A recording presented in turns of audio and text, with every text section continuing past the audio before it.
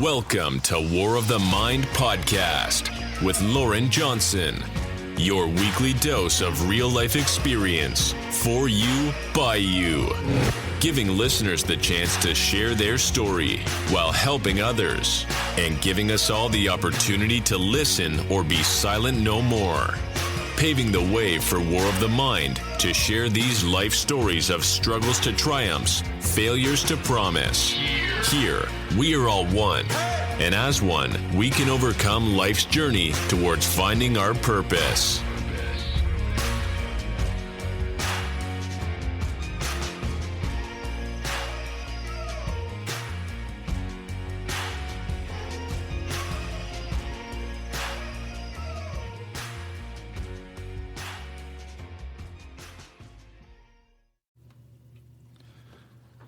And welcome back here on another show of War of the Mind. I'm your host, Loren Johnson. And today we're going to be covering from the struggles to strength, embracing resilience, and finding purpose. There's different ways to look at resilience and overcoming adversity. Everybody in our lives are going to have setbacks, and it's how we deal with our setbacks is what's going to define us, who we are, and it's going to show growth. And from setbacks, it allows us to learn, it allows us to grow, and develop our inner strength and character. Also, along the way, developing, wisdom that we didn't have before. Growing up, I firmly thought failure wasn't an option, and that's just kind of what was taught to me. And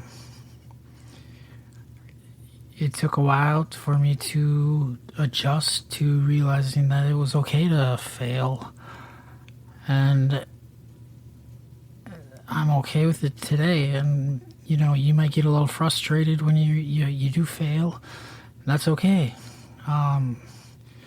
Frustration is a key component of the results of a setback. It's how we handle the situation after we go through the setback. So in my 20-some years of experience in overcoming adversity and resilience, that goes in mental health, addiction recovery, and personal growth. I'm here basically on this show to inspire, educate, and empower the audience to embrace resilience and find strength in the face of challenges, and show you guys that you're not alone. And I know there's a lot of us out there that know we're not alone, but there's also a select few that sitting at home thinking they're the only ones going through this, and they're wrong. How can one individual fight their tail off and overcome an obstacle only to have another setback and still overcome it, while you have another individual, say the exact same stature, what you thought was the same mentality, and they'll throw themselves a pity party, and they'll be stuck right in that situation and stuck for a long time. And that's where there's always discussion of whether being resilient can be taught, or if it's something that we just, either you have it or you don't have it. My personal take on it is, I believe you either have it or you don't have it. I don't believe it's hereditary. I do believe you can learn to be resilient to a certain extent, But as far as being resilient and consistently fighting back and not giving up, some of that stuff, just cannot be taught. But it definitely can be learned. And one thing I've learned as I've aged is I'm constantly learning and trying to pick up new ideas, new thoughts, just to better myself. I refuse to settle, and that's another key component of being resilient, is you refuse to settle. A little background about myself, I've had my share of setbacks. I won't lie. Some might know, sexually assaulted as a kid on 2 different occasions, by 2 different people. That was a setback for a long time, and I could have laid in my pity for it for the rest of my life, and I chosen not to. Chosen to put a voice out there for an individual that, doesn't have one or have the connections. From there, I wrestled all the way up through college, and I would have multiple injuries, and I could have been done on the first one. I mean, most people would have been done on the first torn shoulder, and this isn't bragging or anything, but I refused to go out on terms of somebody else. I always had it in my head that when I walked off the wrestling mat and decided I was going to be done wrestling, it was going to be on my terms, the way I wanted it. And, there was years where I dislocated my elbow, shoulder, and the beginning of the season, I was still back on the mat by the end of the season because I refused to give up. And that's the mentality that we try to teach our kids today. We live in a society today where it's so easy for our youth to give up, and oh well, it's just how it is.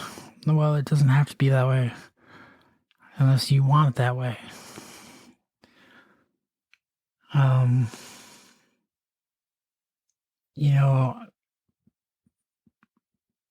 Trying to think some other adversity that I've faced. Just I've been in 2 car crashes, suffered 2 traumatic brain injuries, came back from both of them, didn't heal fully, but healed as best as I, figure it's the best it's gonna get, and I'm okay with that. The one thing that really sucked out of the whole deal is going from, just having a traumatic brain injury, but to have a traumatic brain injury and then causing you to turn to addiction really put a huge setback in my life, and has for a long time. I can honestly say now I've been sober from alcohol for almost 5 years and sober from heroin for going on 3 years. But it's stuff like that people don't realize that can be taken away from you, and I never would have thought in my wildest dreams. One moment I would have been a cop, and the next, down the road, a heroin addict. That's the effects of damage to a brain, and I'm not making excuses because it is a choice I decided to go with. And struggled for a long time with it. And it caused pain to my family, caused pain to my friends, pushed people away, pushed my kids away. It was the demon in my closet. And I would, have multiple overdoses, almost 12 of them where I was hospitalized. I would have about 20 of them at home where I didn't go to the hospital. I would have a couple where I was induced into a coma, and that was during COVID. And that was when COVID, you couldn't have visitors. And there's nothing worse than waking up from a coma and having nobody there. And talk about feeling alone, and you think you're dead already, and you wake up to an empty room in ICU, and the biggest thing that always separated me from another drug addict is I refuse to carry that label of being a drug addict. I always thought I was better than that. Was I a drug addict? Yeah. But in my eyes, I knew I could overcome it, and I knew I could beat it because I had already beat alcohol. And so, looking back, I have a lot of regret, but if I sat and lived in my regret and pity and felt sorry for myself, I would get nowhere in life moving forward. And that's kind of what we're preaching here today with resilience. I can't imagine the pain I put family members, my wife, my dad, having to find me dead and having to revive me or attempt to revive me, and then being carted off and them thinking I'm already gone. It's reckless, and it's a road I wish I never would have crossed, but it happened, and it's what's made me who I am today, which has made me into a better person, a better father that, to my kids. I pushed them away. I haven't had the chance to share every detail with them because there's a situation with their mom and I, and what she's told them, there's two different things from what's really happened. And, I just look at it as the kids will find out one day when they get older, and they'll figure it out. They're smart. They're resilient. And, kids are tough. And I just pray that they can see through the lies and understand addiction, mental health, especially nowadays with how prevalent it is. Other setbacks I've suffered, I've had acute liver failure. Just kind of came out of the blue. And this was after I'd quit drinking for some time. I've also had a stroke in my left eye a year ago. These are all things that aren't minor setbacks. These are what some would consider major setbacks. And I haven't sat down one time and felt sorry for myself. I still continue to have the drive to better myself, still continue to want and be hungry for more. And I know there's going to be more setbacks in life. I mean, cripes, I just filed to get my kids back, and I know during the course of trying to get them back, I know there's going to be setbacks. And I have to prepare myself for that.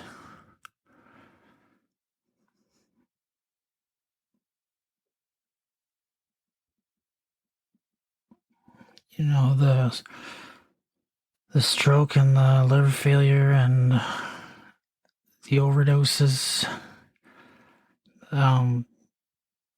they've caused a profound influence on my perspective and motivation to change. I mean, like we said, some can use it as a pity party. Others can use it to fuel and motivate themselves to get better. And I've always been one to take my setbacks and use them as fire to overcome these lucky setbacks that I get to deal with in life. And we're all going to deal with them. And some have worse than others. Some have just minor ones. It's just the cards we were dealt.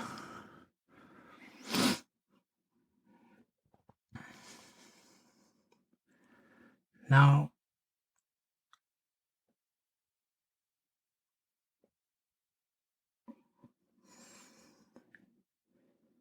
evolving perspectives and failure of growth, reflecting on the initial belief that failure was not an option and how it was affected decision making was a huge part of growing up. But at the same time, it was something I didn't know was going on at the time because, like I said, everything was easy at that point in my life. I didn't have to try that hard at wrestling or football. I didn't have to try that hard academically. And I would still have all A's.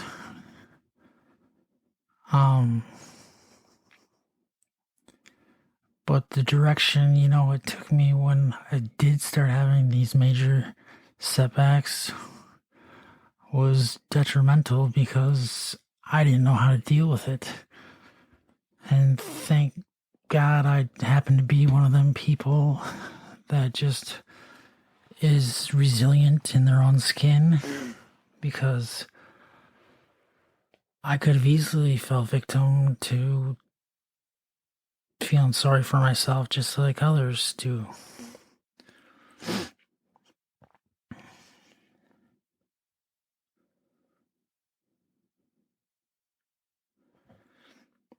There's always that turning point when you realize that failure was a natural part of life. And that failure gives you the opportunity for growth. And not too many of us get that chance. Not too many of us get to overdose and die, be pronounced dead, and still live to talk about it. Not many of us get to get in car accidents and live to talk about it. So, those failures have shaped my life and changed the course and direction of where I'm headed. Because from where I was, just being a cop,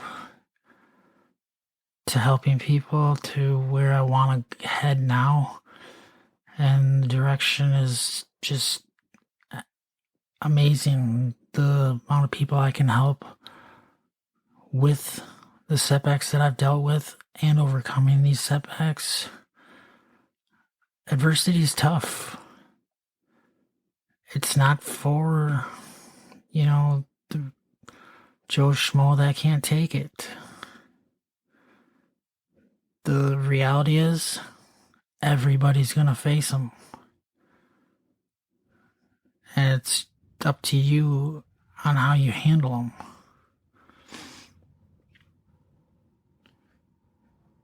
You know, you have to be able to embrace failure. You can't grow if you don't embrace failure and its role in the personal development and resilience of yourself. Because if you don't embrace failure and you just shut it out, it's not going to help you in the long run, because it's just going to set you up to fail again. And when you do fail, you're not going to know what to do again. And that's where I talked about, you know, having that opportunity to learn from our mistakes.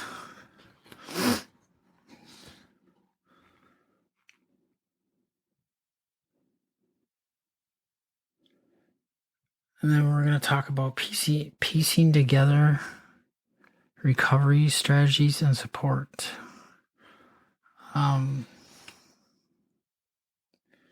You know, there's a process of finding a combination of approaches and strategies that worked for myself.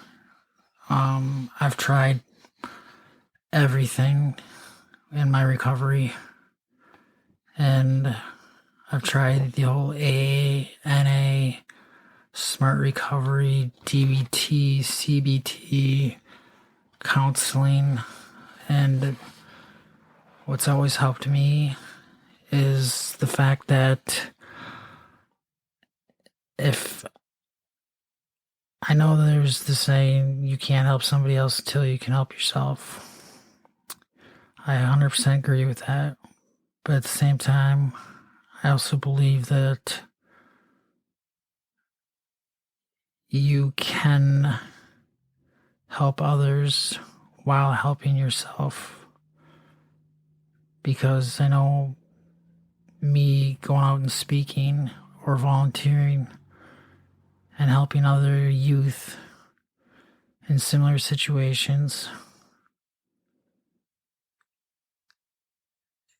you know, it allows me to give back, and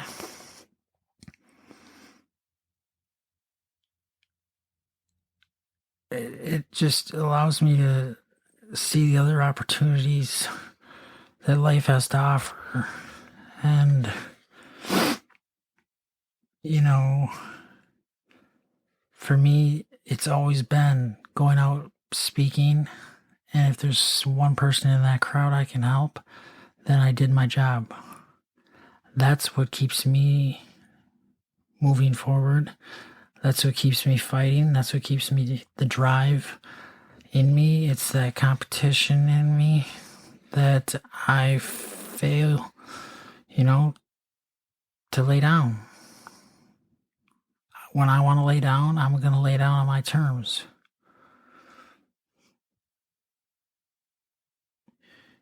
The biggest thing that played a role in my recovery and overcoming my setbacks has always been my faith. Self-reflection, journaling, and ongoing counseling,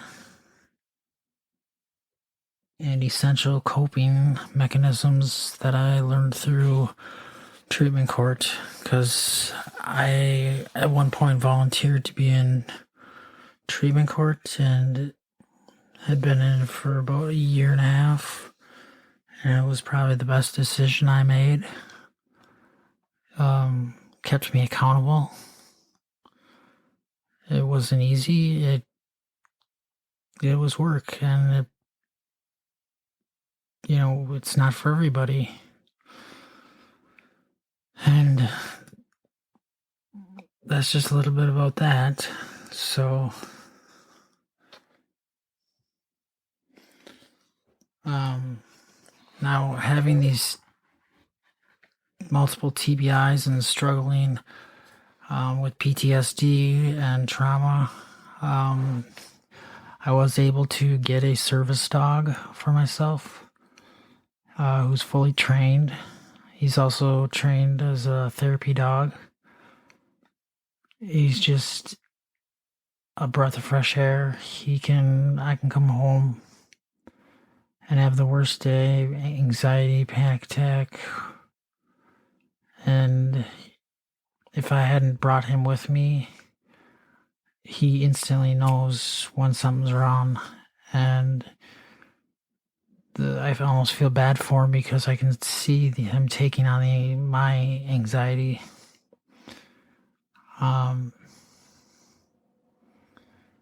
Miles, that's his name, Miles. He'll, if he knows I'm having a panic attack or anxiety, he'll literally tackle me to the ground and sit on my chest until I calm down. And it's just that companionship. And he's helped manage my PTSD, panic attacks, and my anxiety. There's so much value in having a certified service dog or therapy dog. He's not just an emotional support dog.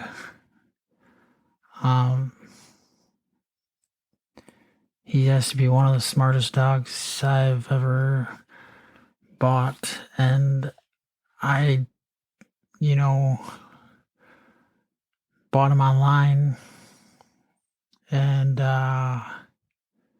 drove 2 hours to get him. And the lady said he was, he could be a serious dog, but then at the same time he was a total goofball kind of puppy. And that's what I needed, was a dog that's gonna be there, and when he throws his vest on, he knows he's gonna go to work and be serious about it. But then at the same time, when he knows I need him to cheer me up and be happy, he can flip that switch and just make you laugh. And so if you qualify for a service dog, I wouldn't hesitate to get one. It's highly recommended, and it helps so much with my PTSD.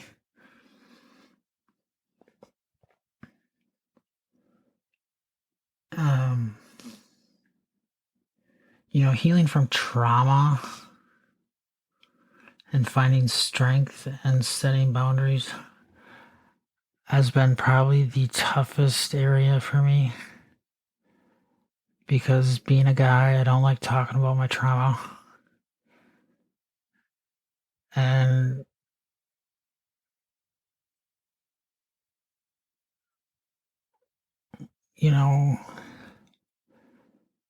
like for the sexual assault, it's only been until recently, the past probably 5 years, that it finally got brought up and talked about, and I'm still dealing with it.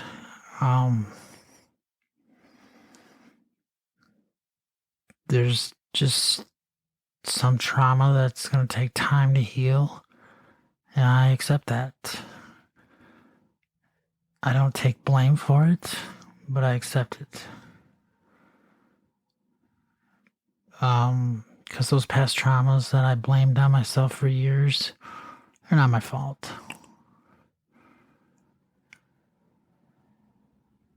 And, setting boundaries, that's a huge weak spot for me, because I can set them, but do I always stand firm on them? And that's where I fell victim to, repeated abuse, because I look for the good in people, and not everybody's good out there. There are evil people out there, and that take advantage of the weak.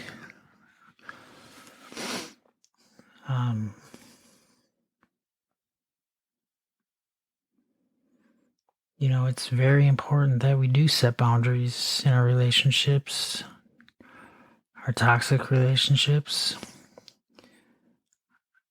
and setting boundaries and learning to prioritize self-care and maintaining overall well-being.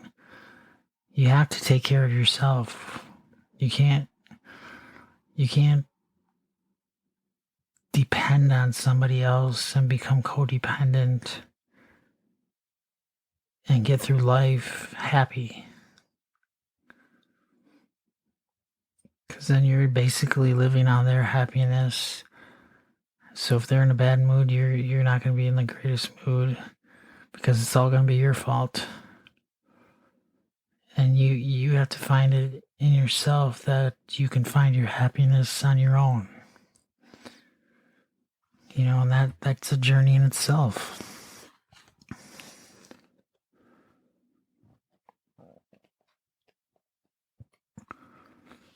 So with my background, I'm, looking to become an advocate, using my story to inspire, change, explain, how others recognize their potential. And as a motivational speaker, I initially hesitated because I didn't think I was good enough at it. I didn't think I had a story to tell. I didn't think anybody would listen to it. I mean, who wants to listen to somebody who had failures? Who wanted to listen to somebody that has continuous setbacks in life? And that's where I was wrong. And, there's a point in my life where I looked at it as, yeah, I've had some setbacks here and there, but other people have had worse than me, so I don't really have anything to share because my story is so small. Well, it took me a good 40 years to write one heck of a story, and it's a story that easily can change somebody's life.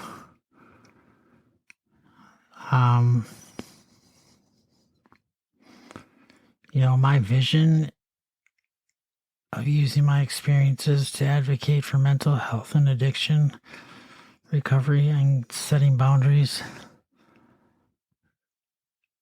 is, just like I said, motivational speaking, and then along with that, eventually building a 24-hour retreat center for people who are facing adversity, not just recovery, not just addiction, but adversity, and need a place to go for a while and take a break. And those are in the beginning stages. And that's the type of stuff I want to get into and build on. Because they're needed. There's never enough of them. There never will be enough of them. I mean, we still don't even know the full effects of COVID on people from being penned up for how many years?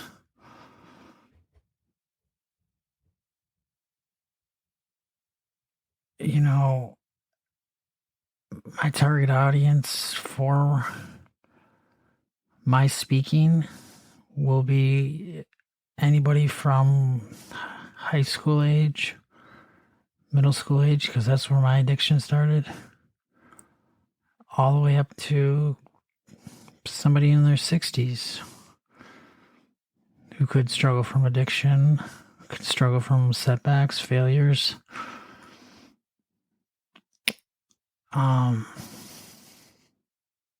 I've lived it. I've lived the highs, I've lived the lows, and, I've had my nice houses, and I've been in good professions, but then at the same time, I've also been homeless and trying to fight for my next meal, and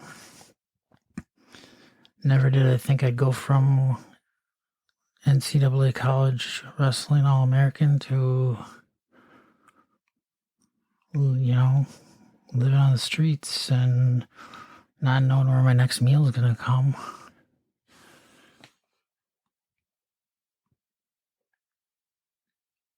The main lessons and insights from your personal journey. My personal journey, it is what it is. It's built me who I am today. I wouldn't be as strong as I am and have the inner strength as I do today had I not went through the things I have. I'm blessed that I'm still alive. I encourage the audience to embrace failure, seek support, nurture resilience in their own lives. I'm here to inspire the audience to dig deep to find their inner strength and overcome adversity by sharing inspiring stories of triumph. Too many times, you're in a room and it's all negativity, and that stuff wears off on you.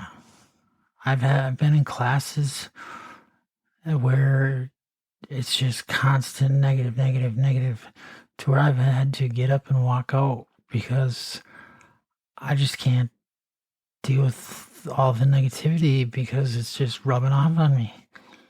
And so that's a huge thing, is sharing inspiring stories of triumph. And so that's going to be our show today on War of the Mind. I appreciate you guys all listening. And conclusion, we talked about resilience. We talked about my past failures and overcoming obstacles, overcoming adversity. Talked about positive stories and embracing our journey, embracing our failures.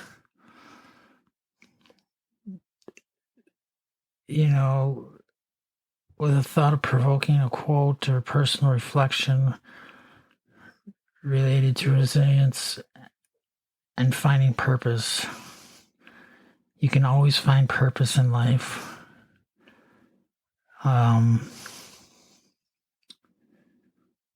want to thank for the opportunity to share my story and to inspire others to make the positive changes in their lives. You're not alone in this battle. There's always somebody here for you. I just hope that people are able to reach out if they need to. And we have a 24/7 website. That's LJ Voice, VOICE project.com. There's a contact page on there, and you can shoot us a message and we'll get back to you and try and get you on the phone and talk to you. If you're looking for a motivational speaker at your next event, that's also on there. We have our speaking topics on our website. So if you're listening to War of the Mind here today, why don't you go ahead and head over to ljvoiceproject.com and see what we have to offer on there. There's something for everybody. And we also have our blog on there, along with all the past podcast episodes of War of the Mind. And if you're looking for us on Facebook, Twitter, Instagram, it's LJ Voice Project. LJ Voice Project is just our name on there. And yeah, I want to thank the listeners and thank you you're the reason why we're here having this show. And I appreciate you listening. Keep hope alive. And I want to thank you all for listening to the show today. I appreciate all the views, and just go ahead and don't forget to share with your friends and family, and don't forget to like us on Facebook, The Voice Project, and we're also on Twitter at LJ Voice Project, and we also check out our email. Our website is ljvoiceproject.com. Email is contact us at ljvoiceproject.com. Or we also have Loren, Loren Johnson at ljvoiceproject.com. Yeah, we're also on Instagram. All of those. I mean, just write us on our webpage, and we can easily get back to you. Just leave us a phone number.